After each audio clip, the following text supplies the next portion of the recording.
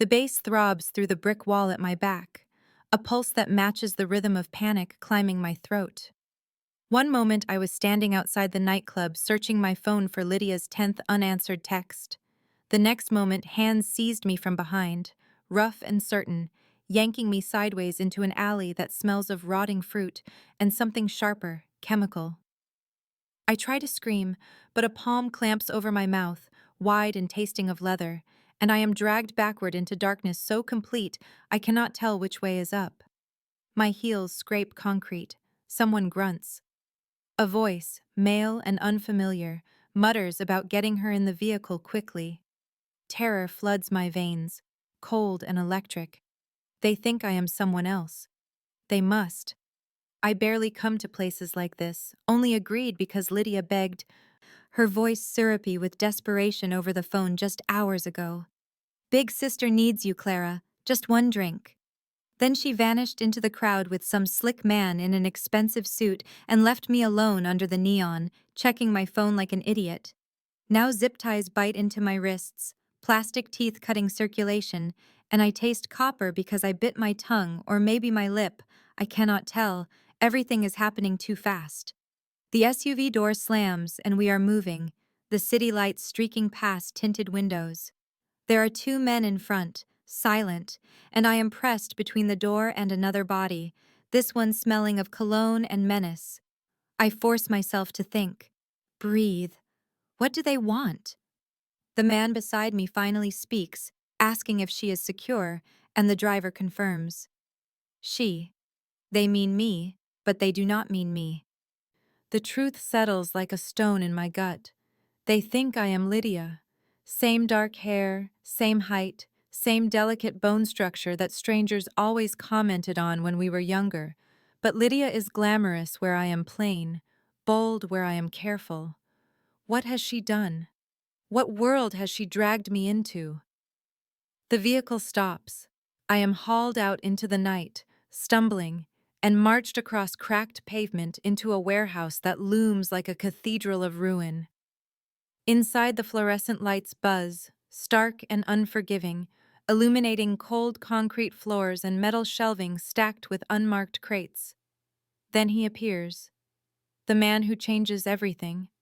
Tall, broad-shouldered, moving with the kind of confidence that comes from never being challenged. His suit is charcoal, perfectly tailored, and his eyes are the color of winter storms, pale gray and piercing. He studies my face with an intensity that makes my skin prickle, and I watch the exact moment realization flickers across his features. His jaw tightens. Beside him, another man, younger, sandy-haired, looks panicked and starts apologizing in a low, urgent voice. "Wrong girl," he says. "They grabbed the wrong girl." The man in the charcoal suit raises one hand and the apologies stop. He tilts his head, circling me slowly, a predator assessing unexpected prey. I should be relieved. They know I am not Lydia. They will let me go. But then he stops directly in front of me, those storm eyes boring into mine, and speaks in a voice like gravel and silk. She will do better. Now please take a moment and subscribe to our channel and comment where you are watching from and what time is it. It is always fascinating to see where these stories get all around the world. Thank you. My voice comes out steadier than I feel, demanding to know what they want with Lydia, and Nicholas Ravenscroft stops his circling to face me fully, those winter eyes assessing me with an intensity that makes my stomach clench.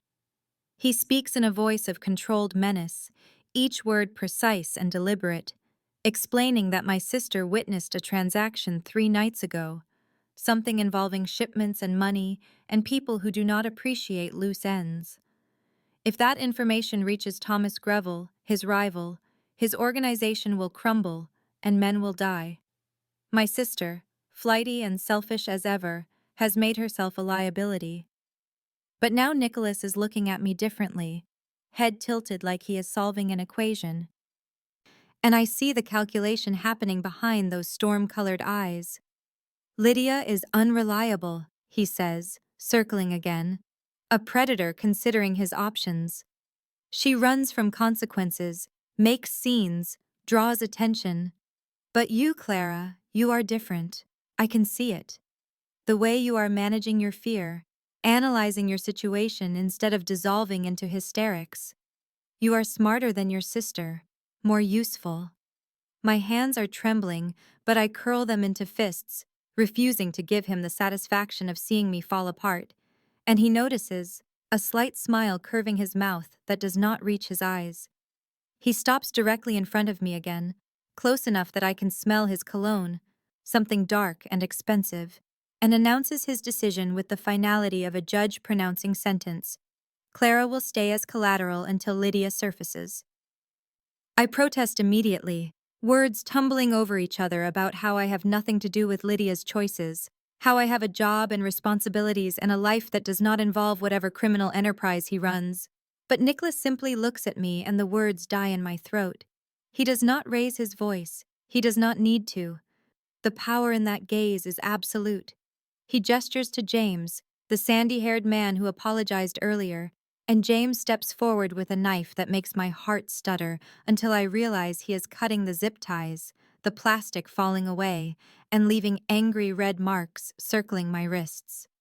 A small mercy that somehow makes everything worse because it means they are not afraid I will run, that they know escape is impossible. Nicholas informs me in that same measured tone that I will be moved to a secure location, that I will be comfortable, that I will be safe, and the way he says safe carries weight, an unspoken threat hanging in the air like smoke. Safe from everyone except him. Safe only as long as I comply. James moves to my side, not touching, but close enough to be a presence, a reminder, and Nicholas turns away to speak quietly into his phone, arranging transport and giving orders I cannot fully hear. I watch the line of his shoulders, the way he commands with such casual authority, and something cold settles in my chest. This man is dangerous in ways I cannot fully comprehend yet, and I have just become a piece in whatever deadly game he is playing with my sister. The SUV that transports me through the city has windows tinted so dark I can barely see the streets passing, only flashes of light that stripe across my lap in rhythmic intervals, and when we finally stop, it is in front of a building that reaches toward the sky like a glass and steel monument to wealth I cannot fathom.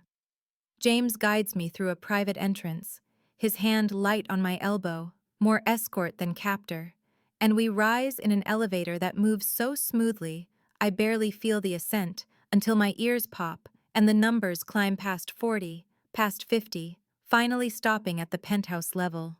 The doors open directly into the apartment.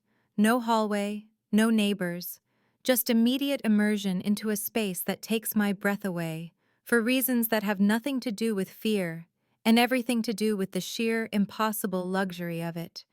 Marble floors stretch in pale cream waves beneath my feet, reflecting the lights of the city visible through floor-to-ceiling windows that comprise an entire wall, the view a glittering panorama that makes me feel like I am floating above the world. The furniture is minimalist and expensive, all clean lines and neutral tones, the kind of design I have only seen in magazines I page through at the dentist office. James shows me to a bedroom, his voice quiet and professional, telling me I will find everything I need, and when he opens the door, I stop breathing because the room is larger than my entire apartment, dominated by a bed that could sleep 4 people comfortably, dressed in linens that probably cost more than my monthly rent. The bathroom is a study in decadence, all white marble and chrome, a shower with multiple heads, and a tub deep enough to drown in. Shelves stocked with products I recognize from department store counters I walk past without stopping because the price tags make my stomach hurt. The contrast to the warehouse is so jarring it makes my head spin, this velvet cage so much prettier than zip ties and concrete. But when James leaves and I hear the soft click of the lock engaging from the outside, the reality settles cold and certain. I am still a prisoner, just a comfortable one. I pace the apartment, cataloging exits that do not exist, windows that do not open, a door that will not yield no matter how I pull, and eventually I sink onto the sofa facing those impossible windows and watch the city live its life 50 floors below, all those people moving through their evening with no idea that I am trapped up here in this golden tower. When the lock clicks again hours later, I am still sitting there, and Nicholas Ravenscroft enters carrying bags that smell of Thai food and wearing clothes that transform him from crime boss to something infinitely more dangerous. Jeans that fit him perfectly, and a black Henley that clings to shoulders I can now see are broad and muscled, his dark hair slightly damp like he showered before coming here. And the casual domesticity of it makes him more real, more human, more threatening in ways the suit never achieved. I wake to sunlight streaming through windows I do not recognize, the silk sheets beneath me unfamiliar and expensive, and for a disoriented moment, I forget where I am until memory crashes back with the weight of concrete and zip ties and winter eyes assessing me like a problem to be solved. The penthouse. I am still in the penthouse. I sit up slowly, my wrists still bearing faint red marks from last night, and the apartment is silent in a way that feels deliberate, the kind of quiet that suggests I am alone, but not unwatched. When I emerge from the bedroom in the same clothes I wore to the nightclub, rumpled and smelling of fear and smoke, James Ashworth is stationed outside my door like a well-dressed sentinel, his sandy hair neat and his expression carefully neutral, almost apologetic. He greets me with a politeness that feels absurd given that he helped kidnap me, asking if I slept well as though I am a guest rather than a prisoner. And then he produces a cup of coffee that he hands me with the kind of careful attention that makes my stomach clench, because the coffee is exactly as I like it. Light cream and 2 sugars, details I never shared with anyone here. I take the cup because my hands need something to hold, something to keep them from shaking, and I ask him how he knows, how much they have already discovered about my life while I slept in their gilded cage. James has the grace to look uncomfortable, admitting they did their research after the grab, that Nicholas is thorough about understanding situations before he acts, and the implication hangs there that they know everything, my address and workplace, and the coffee order I place every morning at the cafe near the museum. I should feel violated, but instead I just feel tired, wrung out from adrenaline and fear, so I ask James the question that kept me awake for hours after Nicholas left last night, after he sat across from me asking about Lydia, and looking at me like I am a puzzle he is determined to solve. Why did Nicholas say I would do better? James hesitates, weighing something behind his eyes, and then he gestures for me to follow him to the living area, where he sits across from me with careful distance, his posture open and unthreatening. He explains in a quiet voice that they need someone who can navigate a situation requiring intelligence and discretion, that Lydia has something hidden, a recording or documents that prove things Nicholas cannot allow to surface, and they need someone who can find it using skills Lydia does not possess. My archivist training, he means, my ability to track information and uncover hidden things. Nicholas believes I can locate what Lydia took, using my connection to her and my professional expertise, and if Thomas Greville discovers Nicholas has lost control of this situation, that the evidence is loose and uncontained, there will be blood, not just Nicholas's blood. A war, James says, looking at me with something that might be genuine regret. Innocent people caught in crossfire. And sitting there with coffee going cold in my hands, I feel the weight of impossible choices settling onto shoulders that were only ever meant to carry archive boxes and the memory of parents who died too young. The laptop Nicholas provides that evening is sleek and expensive, the kind of machine I could never justify purchasing on my archivist's salary, and when he sets it on the dining table and gestures for me to sit, I understand that this is the moment my agreement becomes action. The point where I stop being a captive and start being a collaborator in whatever dangerous game he is playing with my sister's recklessness. He has already logged into accounts I recognize, Lydia's social media profiles spread across the screen like digital breadcrumbs, and I ask him how he accessed her passwords, and he simply looks at me with those winter eyes and says he has resources, which is both answer and warning. I begin scrolling through posts and photos, My sister's curated life of nightclubs and expensive dinners, and men whose faces blur together in a parade of careless wealth. And Nicholas pulls a chair beside me, close enough that I can feel the heat radiating from him, smell whatever subtle cologne he wears that makes me think of cedar and smoke. His presence is a constant distraction. The way he leans forward to point at something on the screen, the way his voice rumbles low when he asks questions about people in Lydia's photos, and I try to focus on the work, on finding patterns in her chaos. But I keep noticing things about him that I should not notice, should not catalog and store away like precious artifacts. The way he rolls his shirt sleeves up his forearms, revealing skin marked with faint scars that tell stories of violence I can only imagine. The way he runs his hand through dark hair when something frustrates him, fingers raking back from his forehead in a gesture that feels unconscious and therefore more intimate. Once, reaching for the same email thread displayed on screen, our fingers brush. Just a moment of contact, skin on skin, and electricity jolts through me so sharply, I pull back and he does too, both of us suddenly aware of the air between us charging with something neither of us can acknowledge. Hours pass in tense silence, broken only by my murmured observations and his quiet responses, and slowly a picture emerges from Lydia's digital debris, references to storing valuables, a cryptic message to a friend about keeping secrets safe in metal boxes where no one looks, and then finally I find it, a text exchange where Lydia mentions Unit 23 and laughs about her insurance policy. Nicholas goes very still beside me, that predatory focus sharpening, and he asks if I know what storage facility she uses, and I shake my head, but suggest I can find out. And within minutes, he has James on the phone pulling property records and rental agreements until we have an address in an industrial area I have never visited. Nicholas makes a decision with the swift certainty of someone accustomed to command, telling me we leave in 20 minutes, and I argue immediately that it is too dangerous, that if someone is watching, they will see us. But he turns to face me fully and fixes me with that intense stare that makes my breath catch, and tells me in a voice that allows no argument that I am safer at his side than anywhere else in the city, that he will protect me with everything he has.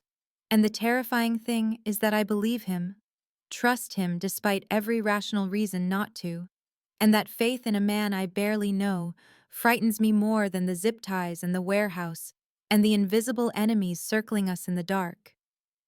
The storage facility squats in a decaying industrial area where streetlights flicker and die, casting shadows that seem to move with intent.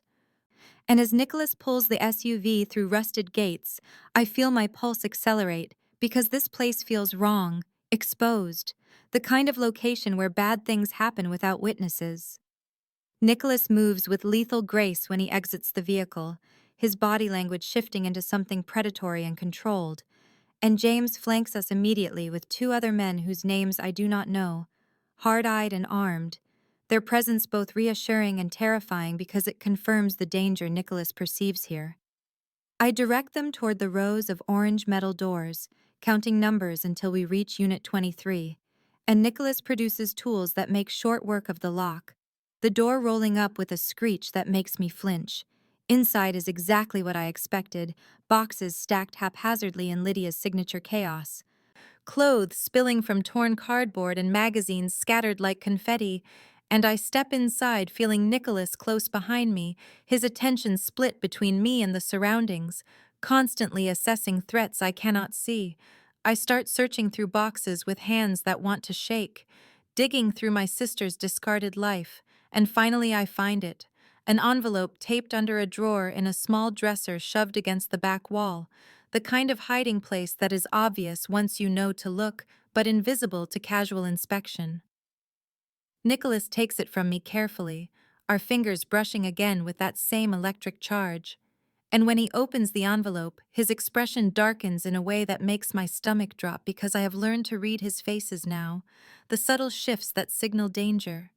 Inside is a USB drive and photographs, glossy prints that Nicholas spreads across a box top, and I lean in to see Thomas Greville, silver-haired and distinguished in an expensive suit, Meeting with a man I do not recognize in what appears to be a parking garage, briefcases exchanging hands, the images damning in their clarity. Nicholas breathes out a curse, low and vicious, and tells me this is worse than he thought, that the man in the photos is a city official, that this is proof of corruption that could topple an empire if it reaches the wrong hands or the right media outlet. I open my mouth to ask what we do now, but the question dies as gunfire erupts, sudden and deafening, bullets shredding the metal door and punching through cardboard, and Nicholas moves faster than thought, shoving me behind a storage rack, his body covering mine completely as the world explodes into chaos and noise. I feel his heartbeat against my spine, rapid but controlled, feel the coiled tension in his muscles as he draws a weapon I did not know he carried, and James is returning fire, shouting coordinates into a radio while the two other men lay down covering shots. Nicholas barks orders into his phone, his voice steady despite the bullets chewing through metal around us, calling for extraction and backup.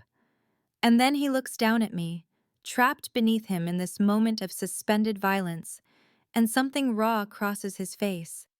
Something that looks like fear and regret and desperate determination. He tells me in a voice rough with emotion that if we survive this, he has things he needs to say, things he should have said before dragging me into his war. And I nod because I cannot speak, because my throat is closed with terror and something else, something that feels dangerously like hope. Then he moves, rising with fluid precision and drawing fire while James grabs my arm and pulls me toward a back exit I did not notice, and the night explodes into chaos, into running and gunfire and the acrid smell of gunpowder, and somewhere in the confusion, as James pushes me through a gap in the fence, I realize with absolute clarity that I am no longer afraid of Nicholas Ravenscroft, no longer afraid of his power or his darkness, or the criminal empire he commands, because the only thing that terrifies me now is the thought of losing him before I understand what this dangerous pull between us means. James drives with controlled urgency through streets that blur into darkness, the SUV taking corners hard enough that I brace against the door, and Nicholas sits beside me in the back seat, speaking in rapid, low tones on his phone, coordinating movements I only partially understand, words like extract and containment and lockdown, painting a picture of an organization mobilizing around the crisis we just survived. We travel for what feels like hours, but is probably only 30 minutes, moving deeper into residential neighborhoods where old brownstones line quiet streets, and finally, James pulls into an underground garage beneath a building that looks nothing like the gleaming tower that housed the penthouse, this structure older and more modest, brick and iron and history in its bones. Nicholas guides me through a secure door and up a narrow staircase, his hand at the small of my back. And when he unlocks the door to the second-floor unit, I step into a space that steals my breath for entirely different reasons than the penthouse did, because this place is personal in a way that marble and glass could never be, filled with the accumulated layers of an actual life lived. Books line shelves that cover an entire wall, thick volumes on history and philosophy and classic literature, their spines cracked and pages worn from actual reading, and a worn leather chair sits angled toward the window with a reading lamp beside it, the leather creased and soft in a way that speaks of countless hours spent there. Nicholas moves past me into the main room, and I watch as he transforms, fury radiating from him in waves that make the air feel charged and dangerous, and he paces like a caged predator, pulling his phone out again to bark questions at whoever answers, demanding to know how Greville knew where they would be, who had access to that information, his voice cold with a rage that makes me grateful I am not the target of his wrath. James enters behind us and immediately begins making calls of his own, stepping into what appears to be a small kitchen, his voice urgent as he works to contain whatever damage the ambush has caused. And I stand frozen in the center of the room, feeling utterly out of place, adrenaline still singing through my veins, my hands shaking now that the immediate danger has passed. Nicholas finally stops pacing and turns to look at me, really looks, and I watch something shift in his expression, the cold fury banking as his gaze travels over me with sudden focus. And he asks in a voice rough with barely controlled emotion if I am hurt. I shake my head because I cannot trust my voice yet, and he crosses to me in 3 long strides, his hands coming up to frame my face with surprising gentleness, tilting my head to examine me in the dim light, and his thumb brushes across my cheekbone and comes away with blood from a scrape I did not realize I had, some fragment of metal or concrete that caught me during the chaos. The moment stretches between us, his hands warm against my skin, his winter eyes searching mine with an intensity that makes my breath catch, and I know I should pull away, should maintain some distance, some protection against whatever this dangerous pull between us means. But instead, I find myself leaning into his palm, seeking the solid warmth of him, the reassurance that we both survived. He exhales shakily, and I feel the tremor run through him before he steps back, the walls rebuilding, the dangerous boss reasserting control over the man who just held my face like I was something precious and breakable. He tells me in a voice carefully stripped of emotion that we cannot go back to the penthouse, that Greville knows about that location now, that we stay here tonight. And the word together hangs unspoken between us, heavy with implications neither of us can address. And I look past him to see only one bedroom door in this small safe house, the single bed visible through the doorway, making the situation suddenly, impossibly complicated. Clara insists she will take the couch before the silence can stretch any further, her voice coming out steadier than she feels, and Nicholas does not argue, simply nods once and disappears into the bedroom, returning moments later with clothes folded neatly in his hands, a shirt soft from washing and pants with a drawstring waist that will never fit, but at least offer more dignity than sleeping in her blood-stained jeans. He hands them to her without comment, and she escapes into the small bathroom, closing the door and leaning against it as her heart pounds with something that is not fear, not anymore, something far more dangerous than anything she has faced in this impossible week. She catches her reflection in the mirror and barely recognizes herself, wild-eyed and flushed, a scrape across her cheekbone darkening into a bruise, her hair a tangled mess. But there is something else too, a vitality in her expression that her careful life never created, an aliveness that terrifies and exhilarates in equal measure. She changes quickly, pulling on his shirt that smells like cedar and something indefinably him, the fabric hanging to mid-thigh, and she does not let herself think about the intimacy of wearing his clothes, of how the soft cotton feels against her skin, like a claim she has no right to want. When she emerges, Nicholas is standing at the window, phone pressed to his ear, his back to her as he speaks in terse commands, coordinating security rotations and safe house protocols, his voice cold and controlled, the dangerous boss fully present in every syllable. She watches the line of his shoulders, the predatory stillness he carries even in this moment of apparent calm, and she understands with sudden clarity that he will never truly rest, never fully let down his guard, because the empire he built requires constant vigilance, and the enemies he made do not sleep. He ends the call and goes still, sensing her watching him with that uncanny awareness he possesses, and when he turns his gaze travels over her in his shirt with an intensity that steals her breath.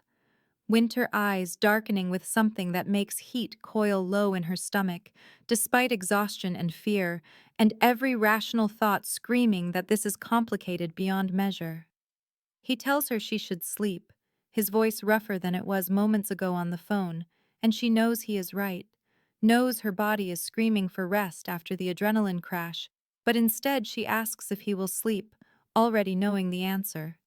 He admits he cannot, not with Greville circling, not with a leak freshly sealed and his organization compromised.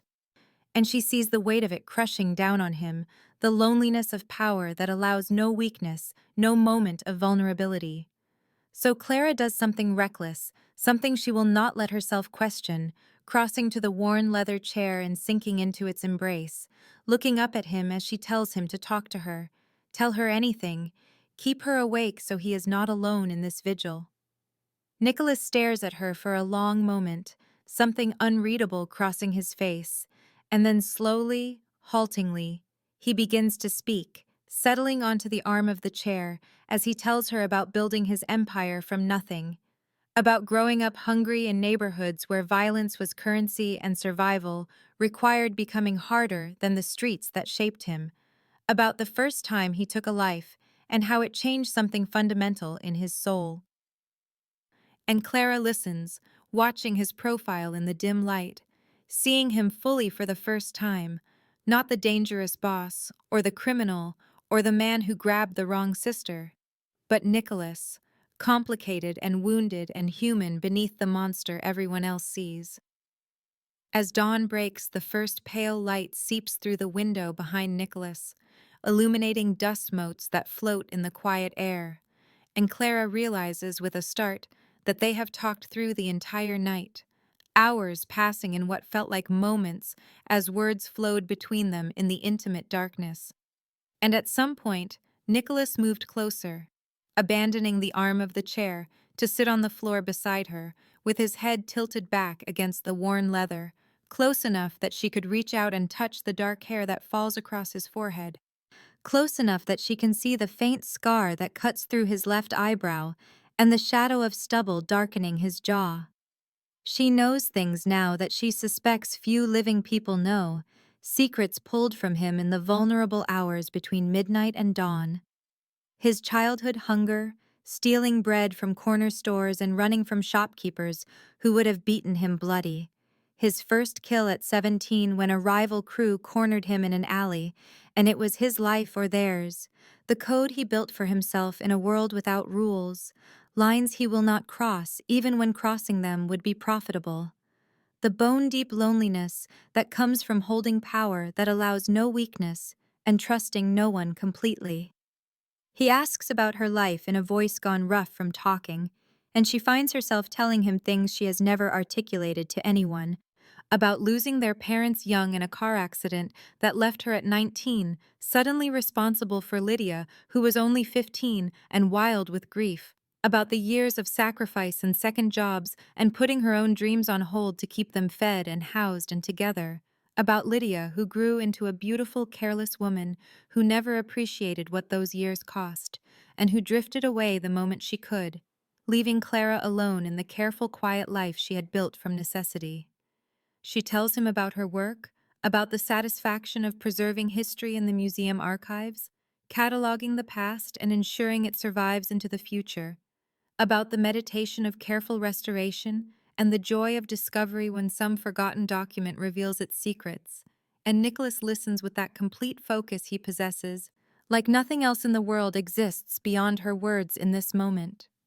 He tells her she deserves more than quiet satisfaction, his voice low and fervent, tells her she deserves everything, passion and risk, and a life that makes her feel alive. And the way he says it makes her breath catch because she hears what he is not quite saying, the offer implicit in every word. His phone shatters the moment with harsh electronic intrusion, and Nicholas closes his eyes briefly, as if gathering himself, before he pulls the device from his pocket and answers with a clipped greeting. And Clara watches his expression transform as he listens. The man who shared his wounds with her, disappearing behind the cold mask of the boss who built an empire on ruthlessness and control. He ends the call and rises in one fluid motion, the dangerous predator returning, and he tells her without preamble that James found the leak. A man named Peters, who has been on his payroll for 6 years, who sold information to Greville for a payout that will not save him from what comes next, and Clara sees murder in his winter eyes. He tells her he must handle this, his voice stripped of all the warmth it held moments ago.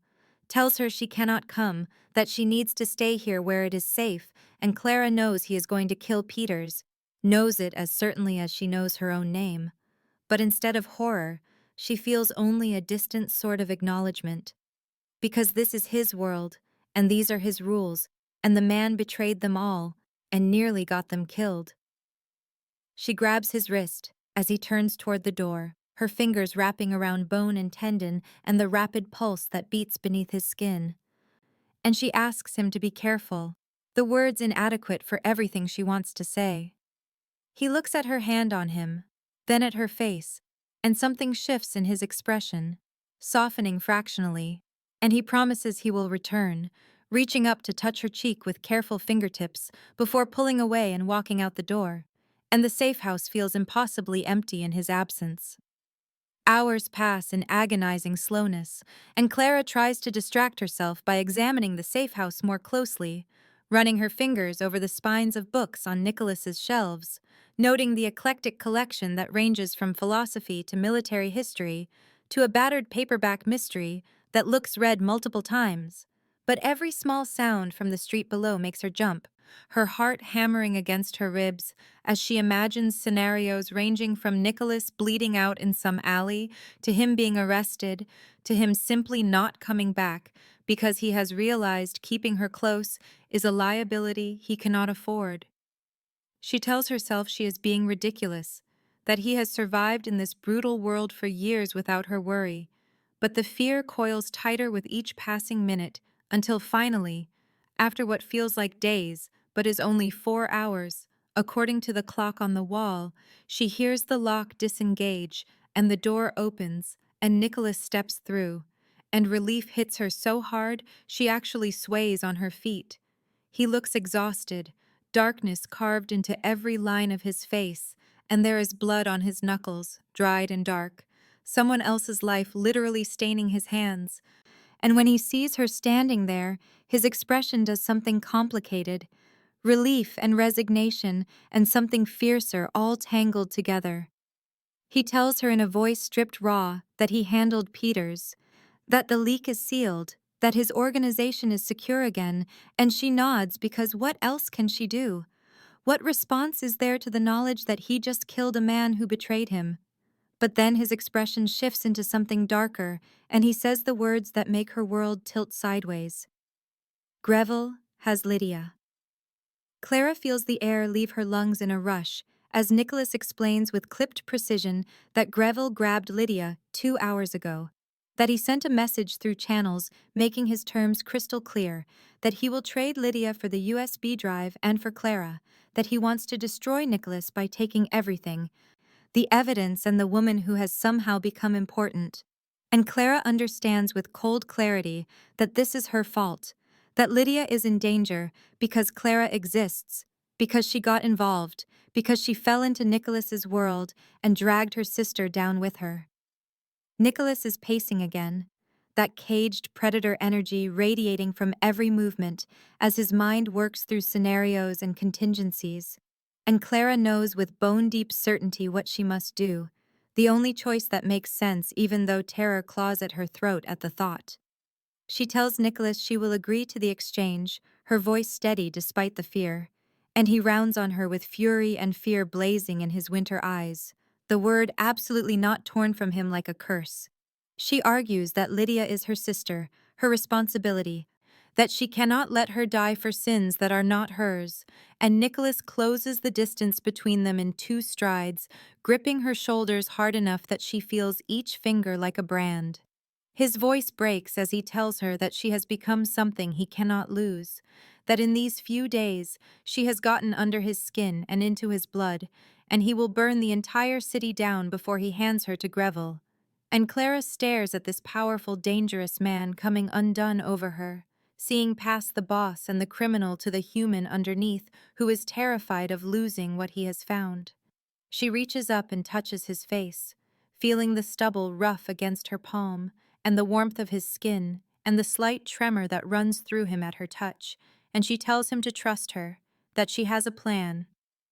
And Nicholas searches her eyes for a long moment before he crushes her against him, arms wrapping around her like he is drowning, and she is the only solid thing in a world gone liquid, holding on like she is the only thing keeping him grounded and whole. The exchange is set for an abandoned pier at midnight, And Nicholas agrees only because Clara convinced him with a plan she laid out, with the kind of calm precision that comes from her years cataloging historical disasters in archives, knowing that panic serves no purpose when the moment demands clarity. She will wear a wire so James can monitor everything. His team will be positioned as backup in 3 strategic locations around the perimeter, and she will stall long enough for Nicholas to get Lydia clear before the trap springs on Greville and his men. Nicholas outfits her himself in the hour before they leave, his hands surprisingly gentle as he tapes the tiny microphone into place just below her collarbone, fingers lingering against her skin in a way that makes her pulse jump, and she can feel the tremor in his touch that betrays how much this plan costs him, how every instinct he possesses screams against letting her walk into danger. He makes her repeat the plan 3 times, his winter eyes boring into hers with desperate intensity, makes her promise she will run at the first sign of danger, that she will not play hero, that she will trust him and James to handle Greville. And Clara promises with words she knows are lies, because she can already see the play Greville will not expect, the move that a frightened captive would never make, the element of surprise that might buy them the seconds they need. The drive to the pier is silent except for James murmuring updates through an earpiece, confirming positions and sight lines, and Nicholas sits beside her in the back of the SUV with his hand wrapped around hers, grip almost painful, like he can keep her safe through sheer force of will. At the pier, the wind cuts cold off the black water, carrying the smell of salt and rotting wood and diesel fuel, and Clara can see the skeletal remains of old warehouses crouching in the darkness beyond the circles of light cast by Greville's vehicles. Thomas Greville emerges from the shadows like something summoned, silver hair gleaming in the harsh light, and Lydia is beside him with duct tape silver across her mouth and her eyes wide with terror above it, mascara streaked down her cheeks, and Clara feels a surge of protective fury that steadies her shaking hands. Greville is smiling, urbane and relaxed, as if this is a business meeting rather than a hostage exchange, and he compliments Nicholas on finding such a pretty replacement, his gaze traveling over Clara in a way that makes her skin crawl, lingering on the curves of her body with an assessment that feels like violation. Nicholas radiates lethal intent beside her, every line of his body screaming violence barely restrained. And Clara knows he is seconds from losing control, so she steps forward before he can move, holding up the USB drive and playing the terrified innocent, voice shaking just enough to sound genuine as she tells Greville he can have it, just please let her sister go. Greville reaches for the drive with his left hand, while his right stays near the gun holstered at his hip, and Clara lets the small piece of plastic slip through her fingers, as if nervousness made her clumsy, and as Greville bends reflexively to catch it before it hits the ground, she moves exactly as Nicholas drilled her during the frantic hour of preparation, driving her knee up into his face with all the force she possesses. Feeling the crunch of cartilage and the hot spray of blood, and chaos erupts like a living thing around them. Gunfire splits the night like the world tearing apart, muzzle flashes lighting the pier in rapid strobing bursts that cast everything in sharp relief and then shadow, and James and his team materialize from their concealed positions to light up Greville's men with surgical precision, the crack of weapons echoing off the black water, while Nicholas moves with predatory speed toward Lydia, his knife already out to slice through the tape binding her wrists as she sobs through the gag, and Clara is running because that was the plan, get distance and let the professionals handle the violence. But Greville recovers faster than anyone anticipated, faster than a man with a shattered nose and blood streaming down his face should be capable of, and his hand closes around Clara's arm like an iron manacle, yanking her backward so hard she feels something wrench in her shoulder. And then there is cold metal pressed against her ribs, the barrel of his gun digging into the soft space between bone where a bullet would shred liver and kidney and everything vital. Nicholas freezes mid-motion, weapon coming up to train on Greville, with the kind of deadly stillness that Clara has learned means he is at his most dangerous. And the world narrows to this single moment, this terrible tableau. Greville holding Clara as a human shield with his blood dripping onto her shoulder, Nicholas 15 feet away with murder in his winter eyes, James and his men with rifles trained but no clean shot, Lydia crumpled on the ground behind Nicholas, and the sound of Clara's heartbeat so loud in her ears it drowns out everything else. Greville is breathing hard through his ruined nose, his voice wet and thick as he offers new terms, his words cutting through the ringing silence that has fallen after the gunfire ceased, telling Nicholas to walk away, to let him leave with Clara and the drive, and she will live. His voice carrying the lie so obvious that even Clara can hear it. But she sees something terrible happen in Nicholas's face, sees him actually calculating the odds, sees the moment he might actually comply because losing her is worse than losing his pride or his power or his war with Greville. Clara feels time stretching like taffy, feels the hyper-awareness that comes with adrenaline making every detail crystalline, the smell of gunpowder and blood and the salt wind off the water, the way Greville's hand trembles slightly where he grips her arm, the reflection of lights on the black surface of the harbor, and she knows with absolute clarity that if Nicholas backs down, Greville will kill them both anyway, that there is no scenario where the silver-haired man lets either of them walk away from this pier alive, so she makes her choice in the space between heartbeats.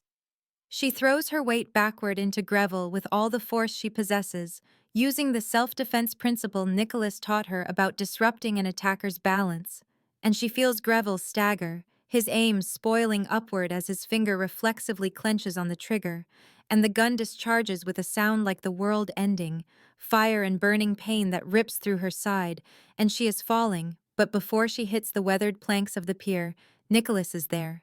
His roar of denial so raw it sounds torn from something primal and wounded. And through the haze of shock, she sees Greville on the ground with James standing over him, gun pressed to his temple. And then Nicholas is catching her, lowering her down with hands that shake. And his face above hers is absolutely stricken, all the control and menace stripped away to reveal naked terror. He is calling her name, his voice breaking on the syllables, hands pressing against her side where she can feel the hot spread of blood soaking through her shirt and his fingers. And Clara tries to tell him she is all right, that it is just a graze. The bullet must have passed through the flesh without hitting anything vital, because she is still conscious and still breathing. But he does not believe her, his eyes gone wild with fear as he strips off his jacket to press it against the wound, applying pressure that makes her gasp.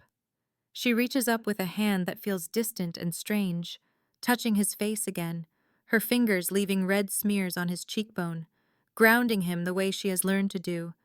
And she tells him through teeth gritted against pain that she trusts him, that she is not going anywhere, and she can hear sirens in the distance growing louder, help arriving because James must have made the call, and Nicholas is talking to her in a steady stream of words, telling her to stay with him, to keep her eyes open, telling her she is going to be fine.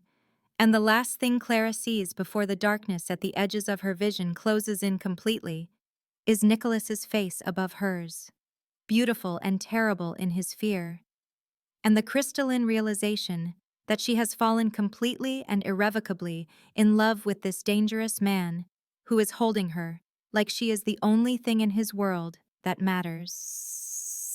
Clara wakes in a private hospital room where everything is white and sterile except for the sunlight streaming through tall windows that overlook a part of the city she does not recognize, and her side aches with a deep throbbing pain that feels manageable in the way that tells her whatever they gave her is strong and good, the kind of medication her museum salary could never afford.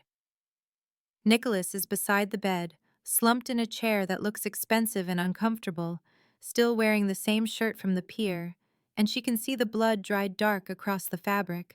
Her blood, and the sight of it makes something twist in her chest, because this dangerous man has been keeping vigil instead of changing or sleeping or handling the aftermath that must be exploding through his organization. She reaches for him with a hand that feels heavy and strange, her fingers brushing his knee, and he startles awake with the instant alertness of someone who has lived too long in danger, his winter eyes going from unfocused to sharp in the space of a heartbeat. And when he sees her awake, relief crashes over his features like a wave breaking. transforming his face from the hard mask of the boss into something raw and unguarded.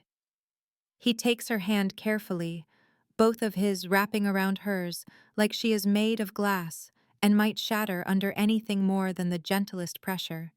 And he asks how she feels, his voice rough and scraped raw, and Clara manages to tell him alive, thanks to him.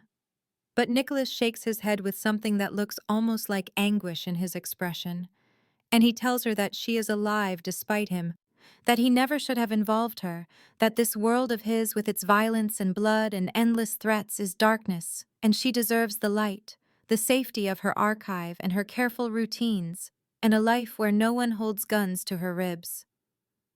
Clara struggles to sit up, her side screaming in protest, and Nicholas helps immediately, infinitely gentle as he adjusts pillows behind her and makes sure she is not pulling stitches, his hands shaking slightly in a way that tells her how afraid he has been, how close she came to something he cannot accept.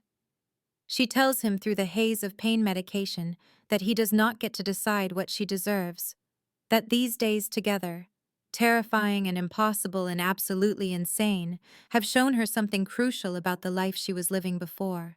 Her careful, small existence was not actually living at all, it was hiding. And he challenged her and saw her and made her feel vital in a way she has never experienced. Nicholas protests that he is a criminal, that people die in his wake, that blood follows him like a shadow, and she will never be truly safe as long as she is close to him. Clara points out that he also protects, that he has a code he lives by, that he chose not to hurt her even when she was leverage, that the world is not simply black and white, but 1,000 shades of gray where good men do bad things and bad men are capable of tenderness. She asks him what he feels, her hand finding his face, touching the stubble rough on his jaw, and Nicholas looks away as if the answer costs him something, then back, his eyes holding hers with an intensity that steals her breath, and he admits in a voice barely above a whisper that she has undone him completely, that she has become the thing he cannot lose, that somewhere between the warehouse and this moment, she stopped being collateral and became everything. Nicholas tells Clara that Greville is in custody, his organization crumbling under federal indictments, and the evidence from the USB drive that Nicholas handed over to very specific authorities who owe him favors accumulated over years of carefully maintained relationships, and the silver-haired man will spend the rest of his life in a cell where he can never again threaten anyone Nicholas cares about, which is exactly what he deserves. Lydia is safe, already released from police questioning and back in her apartment, and she made quite a lot of noise about trauma and lawsuits and emotional damages until Nicholas quietly paid her an amount so obscene that even Clara winced when he mentioned the number, buying her silence and her inconvenience and ensuring she would never speak of what happened on that pier or in the days leading up to it. And Clara actually laughs at that because it is so perfectly Lydia to turn a kidnapping into a payday, then immediately winces because laughing pulls at the stitches in her side in a way that steals her breath. Nicholas fusses over her pillows immediately, adjusting them with gentle hands and asking if she needs more medication, if he should call the nurse, his concern so immediate and genuine that it makes her heart ache in an entirely different way than the bullet wound does, and she waves him off, telling him she is fine, that she just needs to remember not to find things funny for a few weeks. She asks what happens now, the question falling into the quiet space between them with weight and consequence, because they have been living in crisis mode since the moment his men grabbed her outside that club, and now the crisis is over and reality is waiting with all its complications. To them, she clarifies, her voice softer, because she needs to know if what they built in the pressure cooker of danger and forced proximity can survive in the ordinary world. Nicholas grows serious, his winter eyes holding hers with an intensity that feels like being seen down to her bones, and he explains with careful honesty that his world is dangerous in ways that do not end just because Greville is gone, That there will always be rivals and threats and violence simmering at the edges of his empire, that being close to him paints a target on her back that will never fully disappear, no matter how much protection he provides. But if she wants this, if she can accept the risks and the reality of who he is and what he does, then he will spend every day proving himself worthy of her trust, will give her anything she asks for: protection, freedom, resources, a place at his side where she is partner rather than possession. But only if it is truly her choice, made with full knowledge and not under duress or the strange intimacy that danger creates. Clara considers, her mind turning over the life she had before, thinking of her archive with its climate-controlled storage and careful documentation of things that happened to other people in other times, her small apartment with its thrift store furniture and silent evenings, her careful routines that kept her safe and small and half alive. Then she thinks of Nicholas's intensity, the way he listens when she speaks like her words matter more than anything else in his world, the feeling of being fully alive that has thrummed through her veins since that night in the warehouse, and she realizes the choice is not actually difficult at all. She tells him she chooses him, but on conditions, because she will not lose herself even for a man who looks at her like she hung the stars, and she lays them out clearly. She keeps her work at the museum, keeps her own identity separate from being Nicholas Ravenscroft's woman, will not be a kept possession locked away in luxury. Nicholas smiles, really smiles, the expression transforming his face from dangerous to devastating and giving her a glimpse of who he might have been if life had been kinder, if violence had not shaped him so young. He agrees without hesitation, telling her he would never want her any other way than exactly as she is, and he seals it with a kiss, leaning over the hospital bed carefully to avoid jostling her injury, his mouth tender against hers and full of promise. 3 months later, and Clara moves through the penthouse that has become home in ways she could never have imagined that night outside the club, her coffee in hand and research notes spread across the marble countertop, because she insisted on keeping her work at the museum, and Nicholas made sure she had space here to continue the archival projects that give her purpose beyond being the woman who tamed a dangerous man. Nicholas emerges from his office, ending a call in that clipped tone that means business she does not ask about, and he crosses to her with the predatory grace she has learned to recognize as intent rather than threat, pulling her against him and breathing her in like she is air, and he has been drowning in the violence and negotiations that fill his days. She has learned his rhythms in these months, the dangerous work he does in the hours when she is cataloging historical documents, the empires he manages with ruthless efficiency, the violence he sometimes cannot avoid but always comes home from with careful hands that never bring that darkness to her skin. But she has also learned his tenderness, the way he holds her at night, like she might disappear if he loosens his grip, the future he is trying to build where she can exist safely at his side, without becoming collateral damage to the wars that simmer at the edges of his world. Lydia occasionally calls, their relationship slowly mending now that Clara has stopped sacrificing herself on the altar of sisterly duty, and Lydia has been forced to stand on her own feet, with the cushion of Nicholas's hush money making the lesson easier to learn, and they meet for lunch sometimes in public places where Clara sees her sister making actual effort for perhaps the first time. Eleanor Pembroke, an unexpected friend from Nicholas's world, who turned out to be as sharp and funny as she is connected, stops by with Thai food and gossip about the various players in the criminal landscape Clara now navigates with careful awareness, and Eleanor treats her not as Nicholas's possession, but as a woman who made her own choice and earned her place.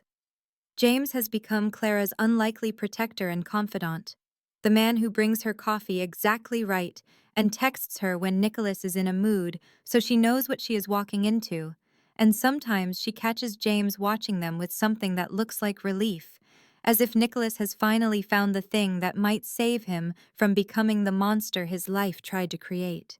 The life is strange, surreal, shot through with danger that never quite goes away, Because men like Thomas Greville have colleagues and successors, but it is hers, chosen with full knowledge and claimed with both hands. Nicholas asks what she is thinking, his voice low against her temple, and Clara turns in his arms, touching the face she has memorized in all its moods, from dangerous to tender, to this expression of quiet contentment that transforms him into someone who might have lived a different life. She tells him she is thinking that being grabbed that night outside the club was the best mistake anyone ever made. That his men took the wrong sister and gave her everything she did not know she was missing. Nicholas laughs, the sound rich and free and still rare enough to feel like a gift.